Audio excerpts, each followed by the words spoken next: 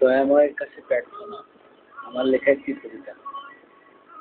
তোমার রহম চাদরে জড়াও আমার ভুলগুলো ক্ষমা করে তোমার প্রিয়তর হে দয়াময়। যত অবাধ্য শয়তান আছে পরিবারময়, তাদের হতে চাই পানা হে দয়াময়। আমাকে তোমার প্রিয় করে নাও হে দয়াময়, সফলতা এনে দিও মোর দুজনময়। ধন্যবাদ সকলকে।